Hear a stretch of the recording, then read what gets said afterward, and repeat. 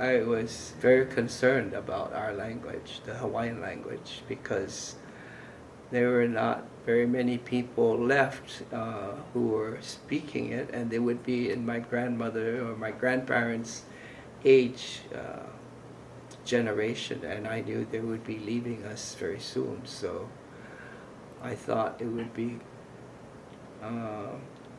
crazy not to continue our language. And no one seemed to be that interested in the language at that time, the Hawaiian language. So I wanted to learn more about it. I wanted to learn to speak it. I heard it every day when I grew up in my home. My mother is a speaker of the language, so whenever we got together with my grand-uncles, grand-aunts, on my mother's side, they spoke in Hawaiian.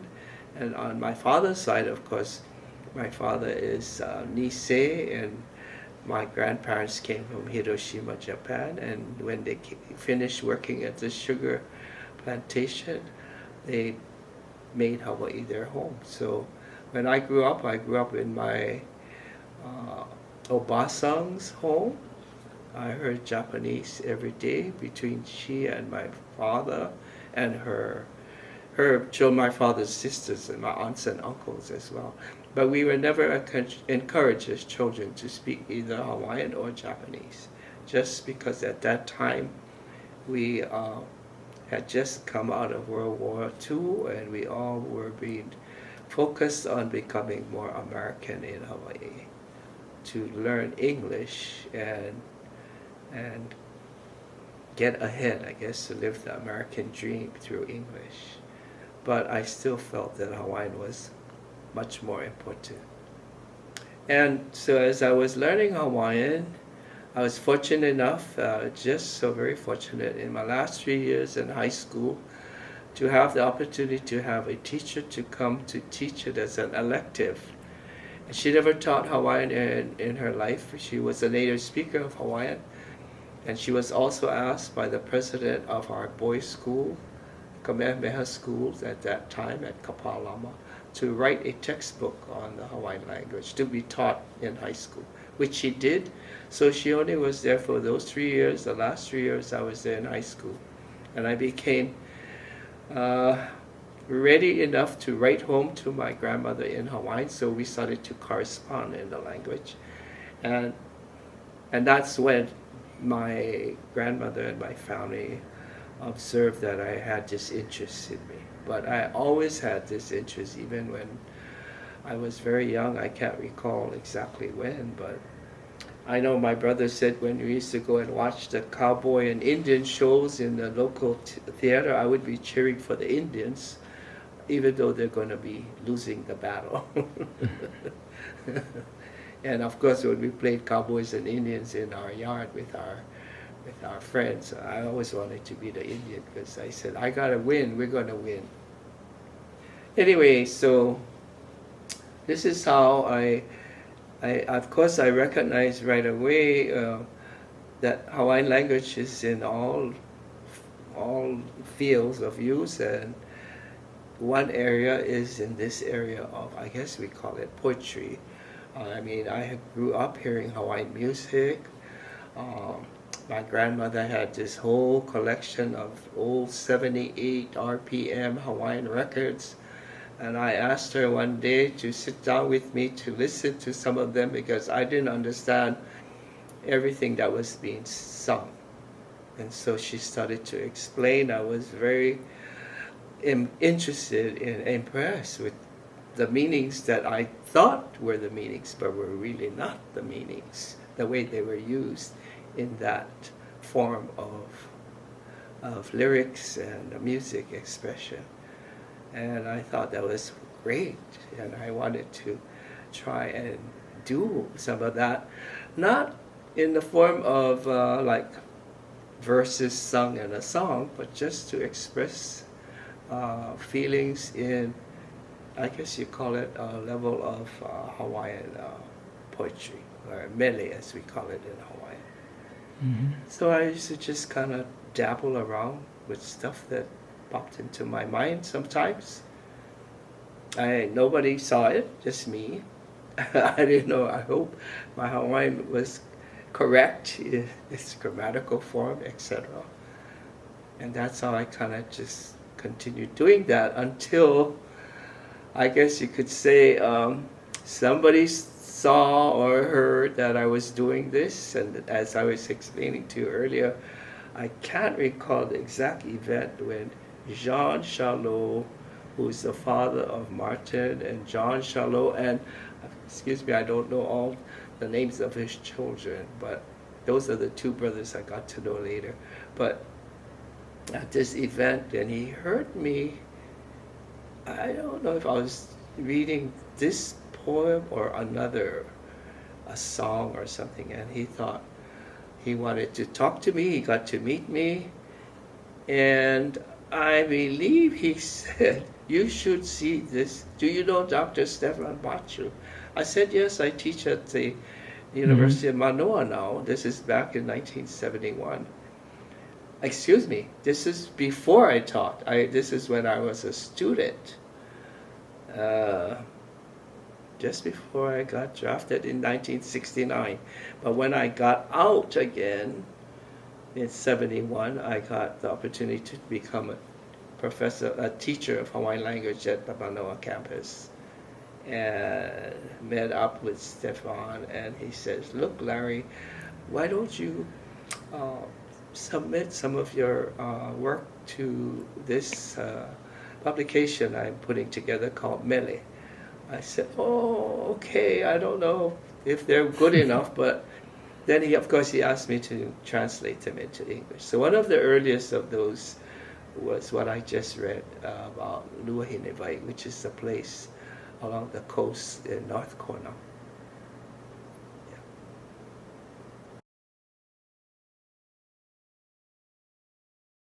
Luahinevai. Paia kula I keone la o Luahinevai. Vai hui hui I ka mana o la. Hao la ka ihi o ia vai la. Vai kia I kapu I ka mea o loko. O loko hana nui ya ki holo la. Keone hanau o ke kupuna la. He puna wale ke koena hale o Kauai. E kilo oe e Kauai I a kalai mano. I ka opihi maka ia uli kau makapali. Ke kai pi la e ki ia na la. Pahu pahu la au ku uhe mo la. That's Luahinevai. You want the translation now in English? Yes. Ashore on the sands of Luahinevai, water chilling the thought, mystified in the holiness of the pond. Water sacred guardian to that therein, reflecting within me about Kiholo, the birth sands of the grandparent. Only limestone remains of Kauai's house. Observe, O Kauai, Kalai Mano, the dark-colored limpet on the cliffs, in the rising, fetching tide. Only by striking hard will I be dislodged.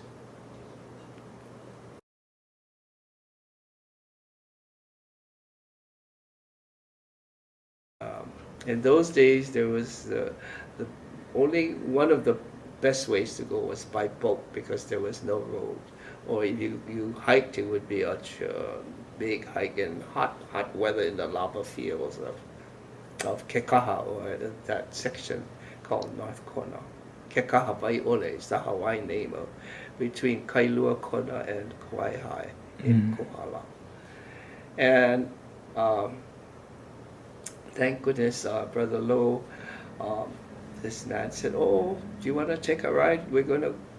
I'm just going to go on a trip, and I hear you're interested in this coastal area because your grandmother was born there." And he knows he knows the Lowe family were connected with the ranch which is above of Kiholo, where Luahinevai is, at Pu'uawa'a, the Hind Ranch.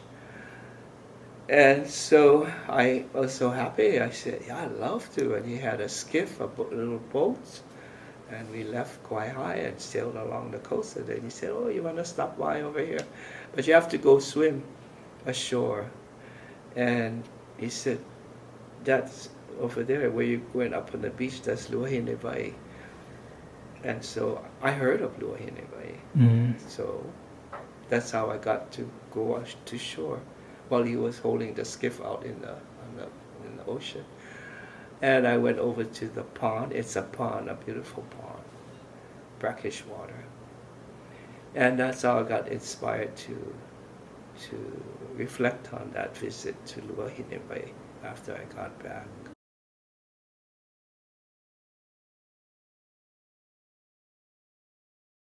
Luahine has many stories that I had heard about from my grandmother and from other elders about the place. So those are some of the thoughts that came into this mele. And the last line I know came from my grandmother's mouth about Paupau Ku'uhebo is something that is applied to to her father, and that would be my great grandfather. But he was very well known as at that time, of course, they were into ranching. Our Hawaiian people were very famous cowboys, and he was one of the he was the head of the cowboys at the Pu'uawa Hind Ranch at the time, and that line is because of his tenacity for being on horseback, and no horse could throw him off. So that's why they compared him to the shellfish, the opihi, bakayo, kau bakapali, paupau la'o ku'uhemo. Yeah. So only by striking hard that you can dislodge that particular shellfish. Yeah.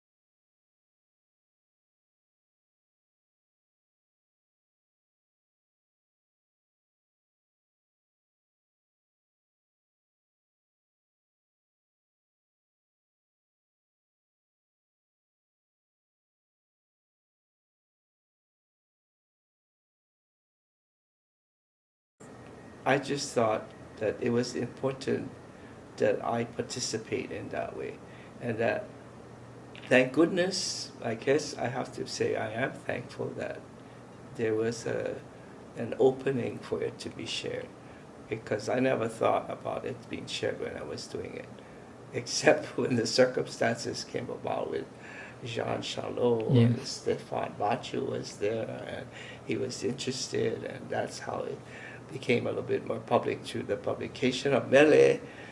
And, yeah, and there were other opportunities that came about that I could use the language to express it about I call it my world, although it's based on lots of information, knowledge given to me by my grandmother and grand aunts and uncles, but I used it for the way I wanted to express it in my experience. And Luahine was an actual swimming to the shore, onto the shore of Luahine, and that's how I put it into the mele, Paia Kula Ikione o Luahine. That's actually happened. And of course the land features, Kalaimano is the point there where it's a well-known area, Kalaimano, and Kiholo, of course, the birth sands of my grandmother. So it was all real for me. I think that it sounds very ironic or strange that you would have to show people outside of your own people to acknowledge. Other people look at this and say, this is interesting, this is valuable, and then to have our own people acknowledge it at the same time. Because it's our own people becoming so distant from the language, and what the language can do. And so sometimes it takes a kind of a different approach. I don't know if I was doing this purposefully. I mean, I was not aware of it in that way. I was just doing it because I felt it had to be done. And that whatever the circumstances came about later was something I had no control over. And that it happened was fabulous, I guess. I mean, I'm very appreciative that Stefan Baciu offered to have it been published.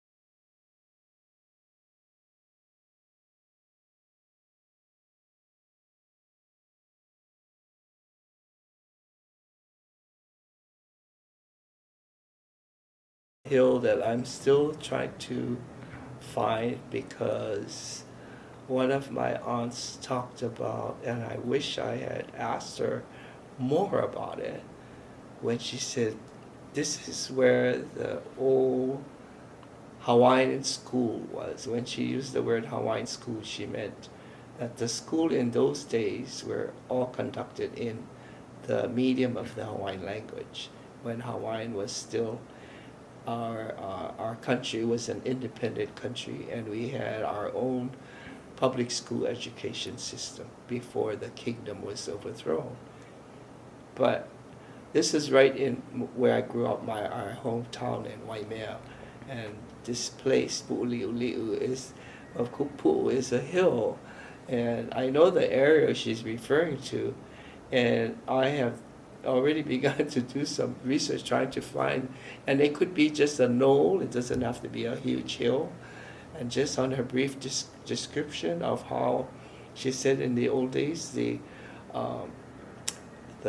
teacher would go up on the hill and blow the conch shell, so all the children in the vicinity would know it's time to gather, to come to school. That was the way that they were trained, that school is going to begin, so you must come to school. And I know it was taught all in the language. We had lots of reports published in the Hawaiian language newspapers and about this particular school. So I have some material I can just go on. But I just reflected on that because that was a time when Hawaiian language was allowed as the medium of education. And then in 1896, when Hawaii became a republic of the United States, and then eventually became, in 1898, the territory of the United States, the law was established to forbid the use of Hawaiian as a medium of instruction. And so when we started to be involved in using our language again as the medium of education, we had to contend with removing that law from the statutes of the state law, so that we could become legal again to use our language in education. And that was in 1986. So the law was in 1896, about 90 years when we were not being. And this is one of the major, I think, negative effects that because my grandmother and all my granduncles, aunts always said how horrible it was for them when they went to school and they were punished for speaking the language, or they told not to because it was not allowed. And yet they all came from homes that spoke only Hawaiian, and that was the only language they knew. And yet at the school they were told they couldn't use it. So they went through that turmoil and confusion. And then as young children, 4 or 5 years old, and 6, 7, 8, as they were going to school, felt that Hawaiian was not good enough. So this kind of negative attachment became more apparent to them. So when I heard about one of my aunts talking about the school at Pu'uli'uli'u in Waimea, I wanted just to bring about that attention somehow and commemorate that when this school when we had our own school system in our own language, it was very positive, very powerful. Because it's emphasizing one of the more powerful things about the education was, of course, literacy. And literacy came to Hawaii through the form of formal education. And we have to credit, of course, the Protestant missionaries who brought this to Hawaii because, of course, they wanted to get to the minds and souls of our people through the language and learn about Christianity. But in order to do that, they had to establish schools. And they were the first to establish, and then the schools, of course, got into educating more than just about the Bible or the Christian word. So one of the major gifts of having the school was, of course, using it as the medium and the becoming literate in our language. So I luna o Pu'uli'uli'u wawalo e ke kani a ka pū I mea nui ho'okahi. A e I o u he ke la munu piwe, a mui nui nā kānaka I laila, paulehia kia opono, a ku kia hu pa'u I nika. I nā ike ku'una nā ike hou, I ke kāmo'o pola ia, pala ia kalamai, I ke kāmo'o pala ia, a lapa ela ke la hui, I ho'omalu ia he mā kau helu, he wā au puni noho mō'i, ku newa kula na hanauna o ke au, a li'u nā la I ka awale ai, ku mai la kani nau nui, I hea o pu'u li'u e loa mai ai. I luna paha o kahi pala aina e waiho meha leo ole nei wa walu hou ke kani a ka pū I luna o pu'u li'u.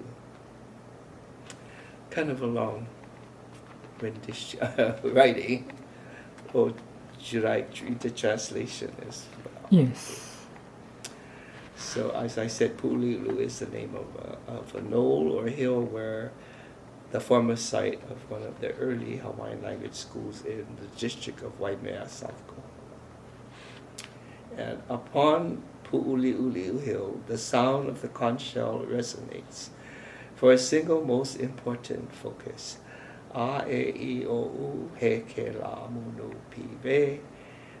Throngs amass there, so absorbed in its learning, and a mass of ink powder piles high, taking up with printing of traditional and new knowledge, documenting in writing, fueling the sovereignty of a nation, upheld through literacy, the reign of a kingdom. Generations speed by quickly. A separation transpires over time. An unexpected, pressing question arises. Where can one find Pu'uli'uli'u now? Possibly, perhaps, to be found on a map, where it remains forsaken without a voice. The sound of the conch shell resounds once more upon a hill, Pu'uli'uli'u.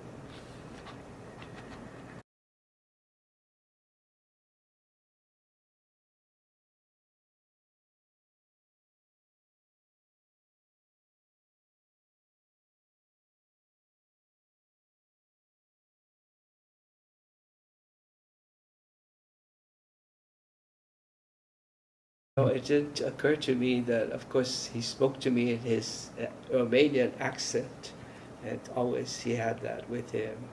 But he was a very genuine person of his place, of his own place. I could see that. But he was here in Hawaii, I'm here in Japan now, but they're in Hawaii at the time. And yet he knew that through this deep expression of language, I guess, that there will always be that kind of tie to your homeland. And I think he recognized that in my Hawaiian language expressions in the poetry, I think. I never analyzed it that way when he approached me to share some of my writing into his publication. But as time is going on now, I begin to realize that that has been a very contributing factor towards helping me, hopefully, and others, but beginning with myself, to be stronger for what I can be for bringing our language back to our homeland.